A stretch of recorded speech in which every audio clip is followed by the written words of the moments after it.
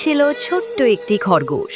একদিন সে মাঠে ঘুরতে ঘুরতে হঠাৎ দেখতে পেল রেল লাইনের পাশে ছোট্ট একটি আপেল গাছ। গাছটি ছিল খুবই দুর্বল আর ছোট, মনে হচ্ছিল হয়তো বেশি দিন বাঁচবে না। খরগোশটি খুব দয়ালু ছিল। সে ভাবল, এই গাছটাকে আমি প্রতিদিন পানি দেব, বড় করে তুলব। সেই থেকে প্রতিদিন খরগোশ একটি ছোট বালতিতে পানি এনে গাছটিকে পানি দিত। কখনো বৃষ্টি হলে খরগোশ আনন্দে নাচত, কারণ তার প্রিয় গাছ তখন আরও পানি পেত। দিন কেটে গেল, মাস কেটে গেল। ছোট্ট আপেল গাছটি আস্তে আস্তে বড় হতে লাগলো। তার পাতাগুলো সবুজ হলো, ডালপালা ছড়িয়ে গেল।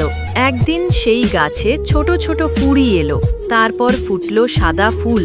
কিছুদিন পরেই সেই ফুলের জায়গায় টকটকে লাল আপেল ঝুলতে শুরু করলো। খরগোশ আনন্দে লাফিয়ে উঠল। এখন গাছটি শুধু বড়ই হলো না, প্রচুর মিষ্টি আপেলেও ভরে গেল। খরগোশ তার